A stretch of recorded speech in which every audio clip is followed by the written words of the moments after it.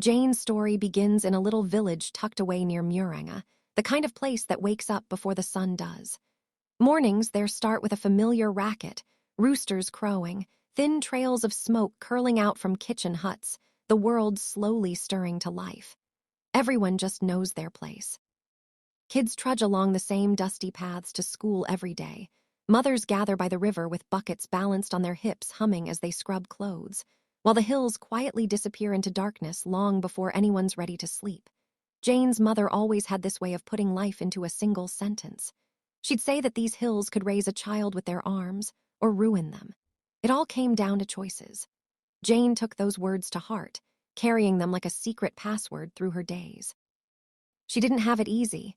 It was her mother, and her two little siblings all squeezed inside a tiny iron sheet home. Her father had passed when she was just a child, so every scrap of food and each month's school fees became an uphill battle. Still, Jane got up each morning without a complaint.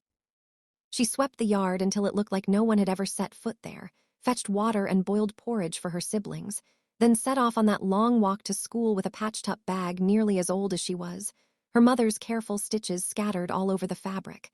The village watched her and whispered their admiration. The old women always seemed pleased. "She's a good girl," one would say, nodding her head. At church, Jane shone even brighter. She joined every youth activity at Faith Revival Youth Ministry, Bible studies, choir practice, Sunday worship, the works. When she sang, people didn't just hear a voice. They felt something move inside them. She loved God, deeply. Maybe just as much, she wanted to make her mother proud.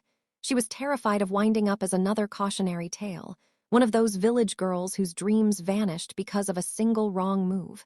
Everyone knew the stories. Smart girls vanished from school after unplanned pregnancies.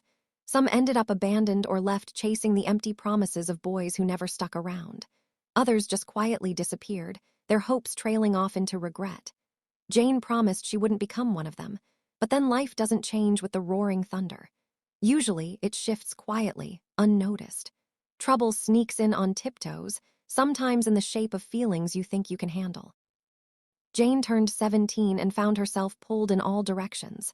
She still loved church and her family, but she ached for something else. The hope that someone would really see her, love her, choose her. She kept that yearning tucked away, safe behind her chores and smiles, until David showed up. He was 20, older, smoother around the edges, respected at church. People treated him like he could do no wrong. He played the keyboard during services, wowed everyone with his speeches, and seemed to have God's number on speed dial. Teenage boys wanted to be him, girls dreamed about him, and adults happily put their trust in his hands. After choir one day, David casually strolled over and told Jane, "You sang beautifully today." She felt every nerve in her body buzz.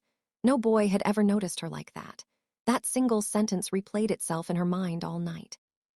He started looking for her after church, texting her Bible verses, walking with her part of the way home, always finding time to remind her how different she was. At first, it felt like pure kindness. Jane let her guard down. After all, didn't God send us good people? That was her mistake, the one so many teens make. She assumed religion equaled trustworthiness. With every text, every chat about dreams and prayers, Jane got more attached. When friends warned her to be careful, she immediately brushed them off.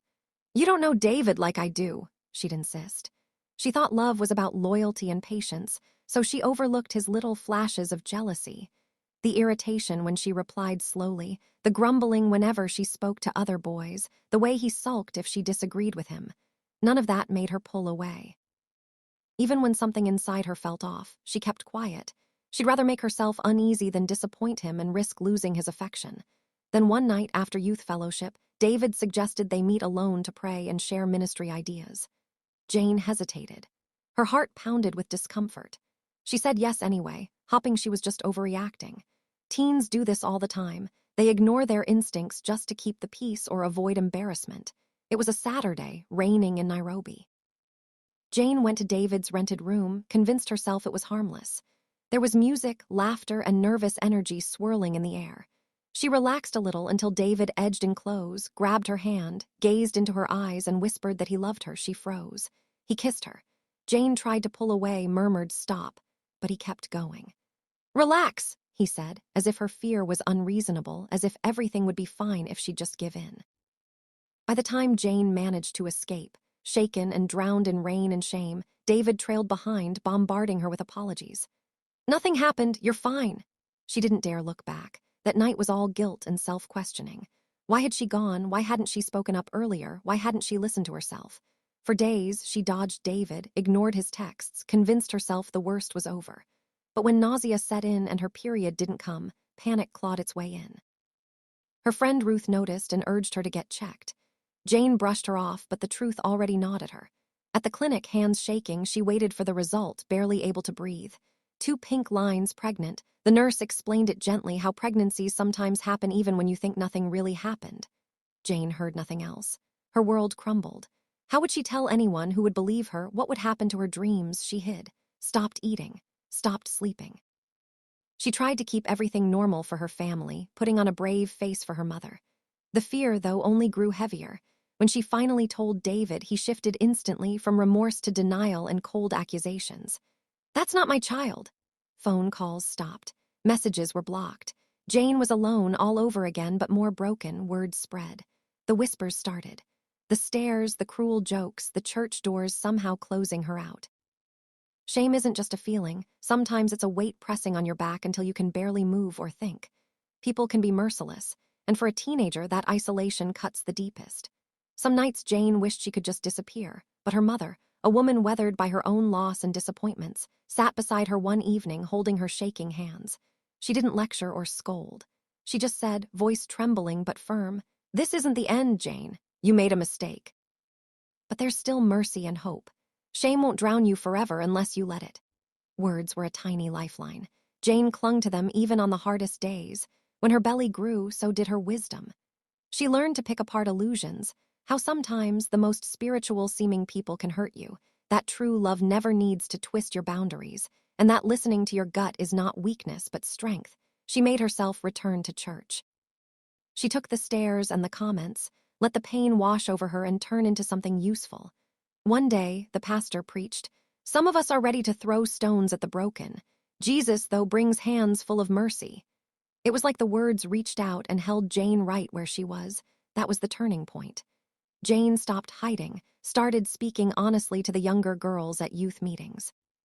She told them about pressure and manipulation, about the danger in ignoring that uncomfortable feeling inside. She told them attention isn't love, and that anyone who can't respect your limits doesn't truly care for you. The girls listened. Jane could see her story, her scars, her regrets, her lessons, sink in past the surface and into their hearts. Later, Jane gave birth to a healthy baby boy. When she cradled him for the first time, tears rolled quietly down her cheeks, not just for the pain behind her, but for the hope in her arms and the understanding she'd fought so hard to win. Life wasn't what she dreamed. The shame had faded, but the lessons stayed. Brokenness isn't the end. Other people will judge. Society will try to close doors before you walk through. But there's still room to grow, to heal, and to help others avoid the same mistakes. Jane made it her mission to speak honestly about the things that matter, never ignoring warning signs, holding boundaries, and protecting the future you want, not just the one you're handed. She told the girls, "Don't trade your dreams for someone else's comfort. Trust yourself. Don't give up your dignity to gain affection. One careless moment really can change everything, but you're always worth saving, no matter what happens." That, more than anything else, became the new story of her life.